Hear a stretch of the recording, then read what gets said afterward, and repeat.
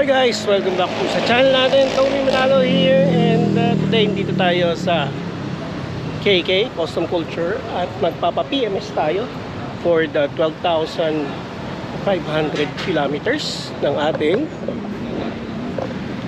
yan. So close pa yata, maaga ako, pero sabi nila 9 o'clock open na.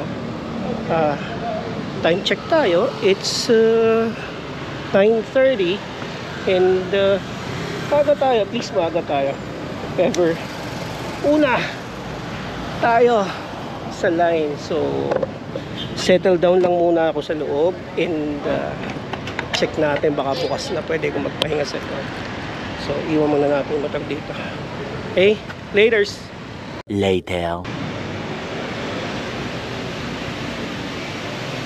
Tayo sa loob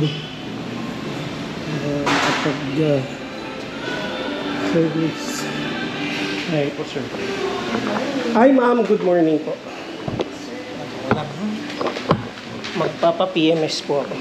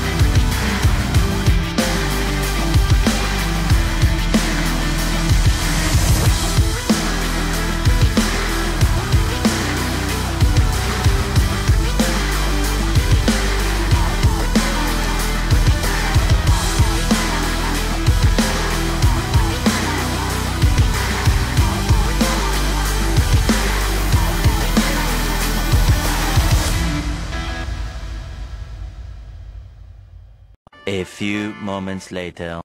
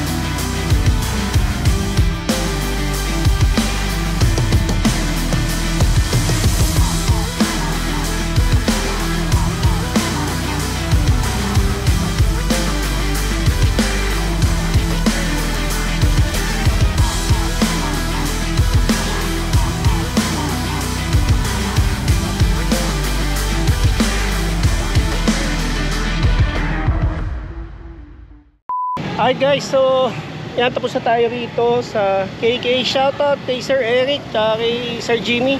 Thank you. Inabot tayo ng hapon. Pero kasi matagal talaga yung 30-point check-up eh. Kaya okay lang naman. Mamaya kwento ko sa inyo. Magbibihis lang ako and habang bumabiyahe, kwento ko sa inyo kung ano yung mga nangyaring ginawa at kung magkano yung costing. Alright. Okay guys. So yun. Natapos na tayo. And overall, yung waiting period natin medyo matagal. Because obviously, may 30 point 30 point check up, talagang kakain ng oras yan at a minimum of mga 4 hours. Tapos nagpa PMS tayo, change oil, change air filter, change oil filter, change spark plug, and yun, total of kano ba binayaran natin? Ang total bill natin is 3,900. So 1,200 for the labor, and then yung remaining is for the parts. Ano yung parts na binayaran natin? Yung oil, 3 litrong oil, and then yung air filter. Kasi meron akong dalang spark plug. By the way, ang dala kong spark plug is the NGK iridium, laser iridium. So ilagay ko na lang yung picture ng mismong spark plug and the part number para kung balak yung bumili, makabili kayo. And then yung air filter assembly na pinampalit, kasi nagpalit tayo ng air filter, di ba? Yung pinampalit na air filter, apparently wala kasing silang stock. Kaya I purchased it separately sa Motostrada. Actually sila yung nag-arrange, no? Kudos doon kay Ma'am Dayan, thank you very much sa pag-aasikaso nun. So umorder kami sa MS, sa Motostrada. Binayaran ko na lang separately. It's 360 pesos.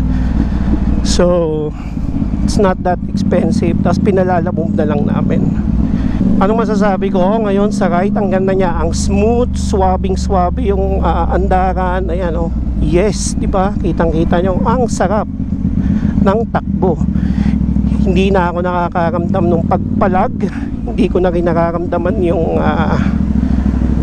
yung what do you call this? Yung parang pumupugak-pugak minsan. Overall, I love the feeling. So sakto-sakto sa long ride namin ni Saysay. By the way, yung palang brake pads ko, nakita na nila na papalitin.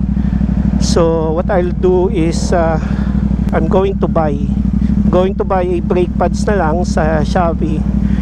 Tapos magpapalit na lang ako ng brake pad. Sana nagustuhan nyo yung video natin. Pahit na lang yung like button. Also, kung meron kayong comments, questions, or suggestions, sulat nyo na lang dyan para sagot ko, mabasa ko yan. And kahit anong comment kayo para lang lumago ang ating community. And of course, kung bago kayo dito sa channel natin, I would like to invite you to please subscribe to my channel and hit the bell notification for more updates.